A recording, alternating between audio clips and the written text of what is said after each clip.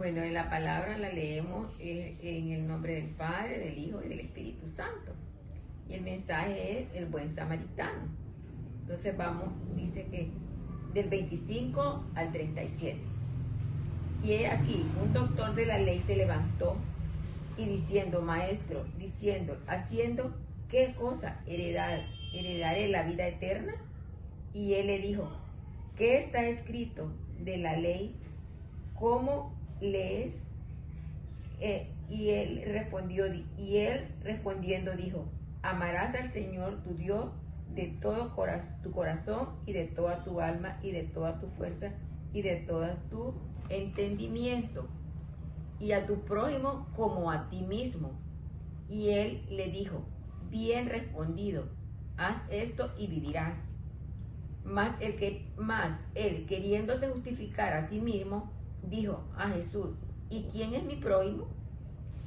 Y respondiendo Jesús dijo, un cierto hombre descendía de Jerusalén a Jericó y cayó en manos de ladrones, los cuales le despojaron e hiriéndole fueron a dejarlo medio muerto.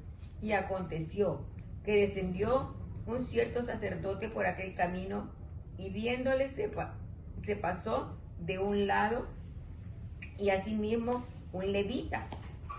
Dice, llegando cerca de aquel lugar y viéndole se pasó de un lado. Mas un cierto samaritano que transitaba viniendo de cerca de él y viéndole fue movido a misericordia, y llegándose vendó sus heridas echándole aceite y vino, y poniéndolo sobre su cabalgadura, lo llevó al mesón y cuidó de él. Y otro día, al partir, él sacó 2 denarios y los dio al anfitrión, y él le dijo, cuídamelo, y todo lo que más gastare, yo cuando vuelva te lo pagaré.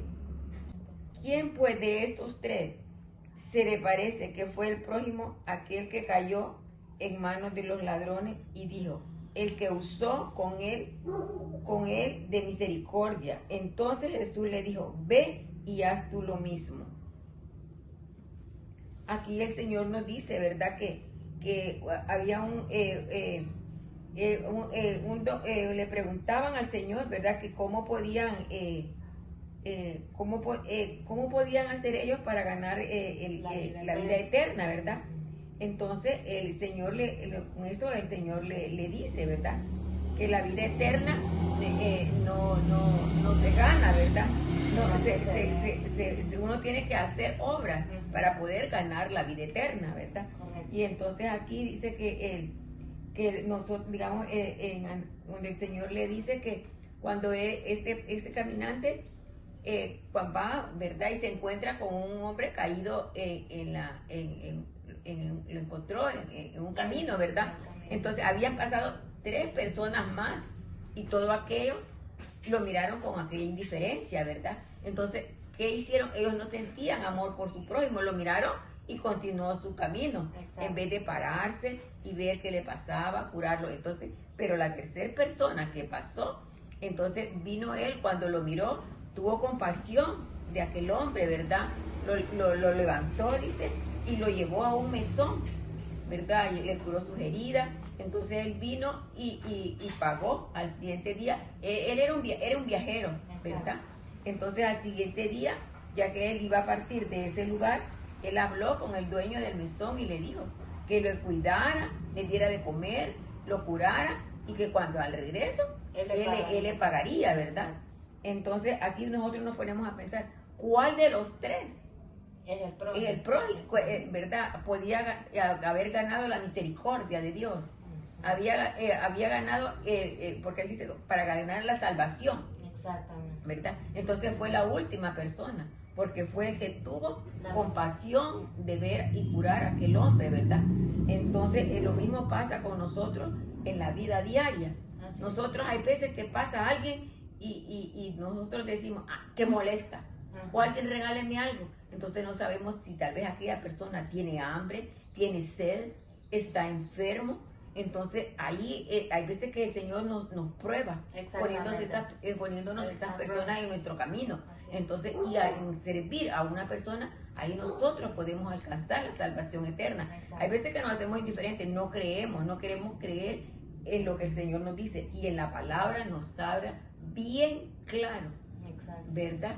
Que la salvación no se gana solo por que usted ya se la ganó, se gana por obras, ¿verdad? Por obras. Entonces uno tiene que hacer obras en la vida